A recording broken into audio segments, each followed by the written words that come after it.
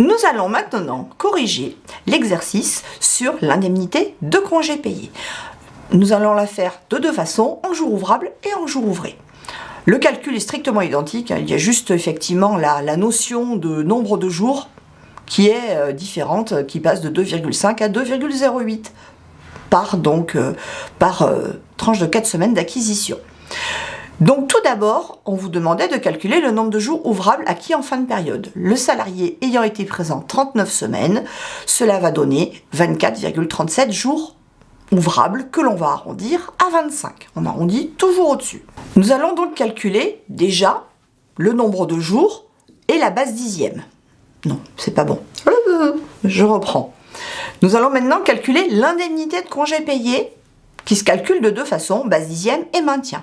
La base dixième, le salaire du mois, 1852, multiplié par 9 mois, puisqu'il a été présent 9 mois, le tout divisé par 10, on arrive à une base dixième de 1666,80, soit par jour, 1666,80 divisé par 25, cela donne 66,72 € par jour.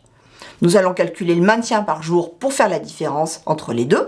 Le maintien, le salaire du mois précédent divisé par le nombre de jours ouvrables moyen, c'est-à-dire 1852, toujours le même salaire, c'est facile, divisé par 26, nombre de jours ouvrables moyen, vous n'avez que cette donnée, vous risquez pas de vous tromper, cela donne 71,23 €.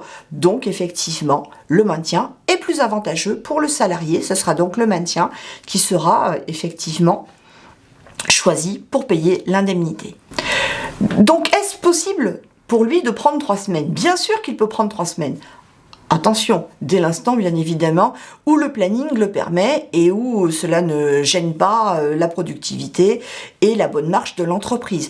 Rappelez-vous que c'est toujours l'employeur qui choisit les dates de congé, même s'il doit effectivement tenir compte quand même de certains points concernant la vie du salarié. Donc on va décompter 3 semaines de congé, 3 fois 6 jours, ça fait 18 jours. On va décompter 18 jours. Donc pour le décompte, on prend le salaire du mois en cours, que l'on va diviser par 26, 71,23 €. Les salaires étant identiques, la ligne de déduction va être strictement identique au montant du maintien.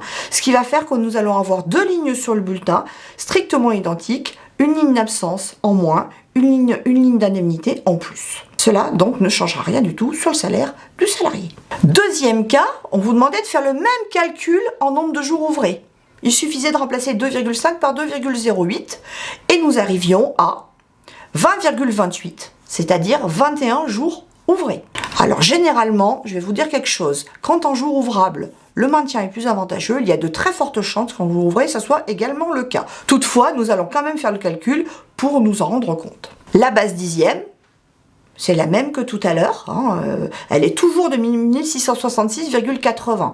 Ce qui va changer, c'est la base dixième jour, puisqu'on va diviser non plus par 25, mais par 21, ce qui va donner 79,37 €.